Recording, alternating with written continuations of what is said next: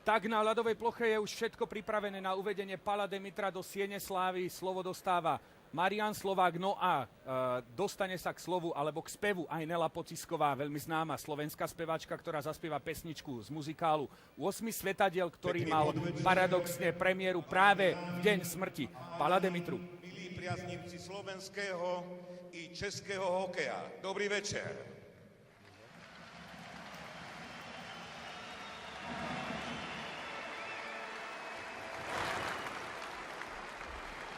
Za pár okamihov, ešte pred úvodným buli priateľského hokejového zápasu Slovensko-Česká republika, budeme spolu svedkami výnimočnej udalosti. Do Siene slávy slovenského hokeja bude uvedený ako v poradí 27. osobnosť tohto športu Pavol Demitra in memoriam.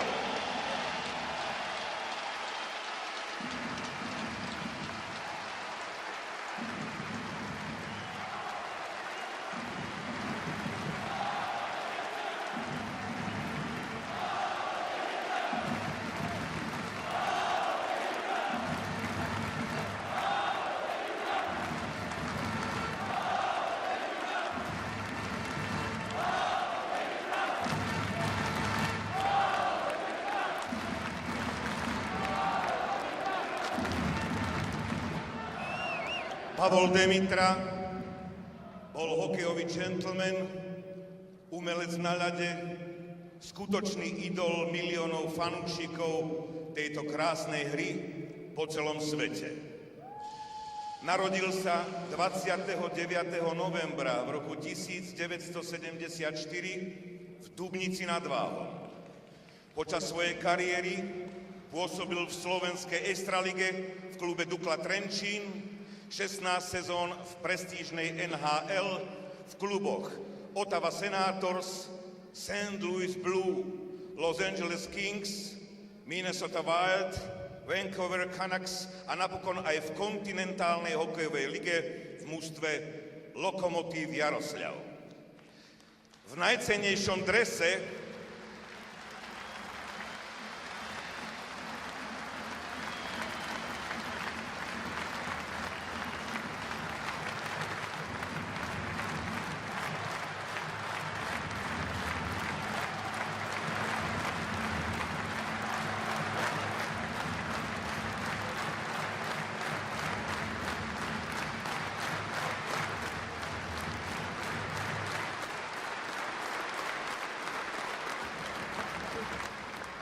v najcennejšom drese s dvojkrížom na prsiach odohral Pavol Demitra na vrcholných svetových podujatiach vrátane zimných olympijských hier, majstrovstiev sveta a svetového pohára 77 zápasov a strelil v nich 27 gólov.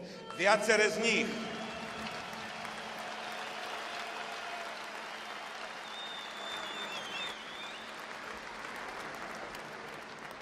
z nich zostanú natrvalo v pamäti slovenských fanúšikov ako to najlepšie, čo sme od slovenského hokejistu v novodobej histórii videli. Symbolicky zlatý vyšívaný dres člena Siene slávy slovenského hokeja prevezme z rúk prezidenta Slovenského zväzu ľadového hokeja pána Igora Nemečka a generálneho sekretára pána Ota Sýkoru, manželka Pavla Demitru, pani Majka Demitrová.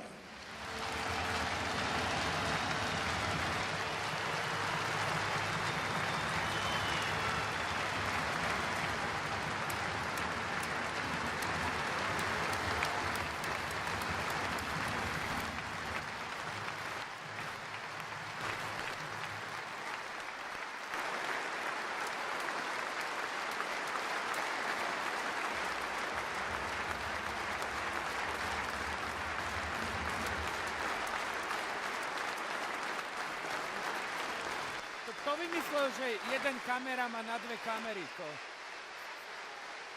Celý úvod bol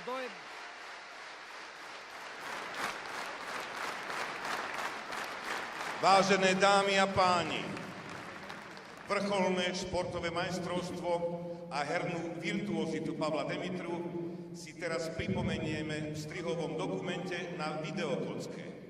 Nezabudnutelné okamihy bude sprevádzať slečna Nela Pocisková piesňou Len kým tu si z muzikálu 8 svetadiel, ktorý mal mimochodom zhodou okolností premiéru 7. septembra roku 2011.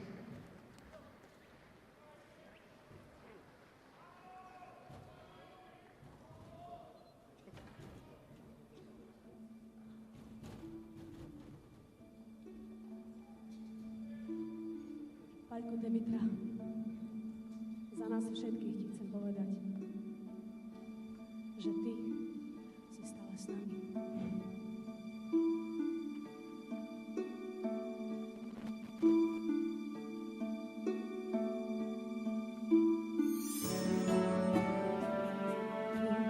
Pri mne blízko, tento svet zmysel má, no a my v ňom len kým ťa mám, veď slnku rastú, praskajú múry tmy pod hladinou snov.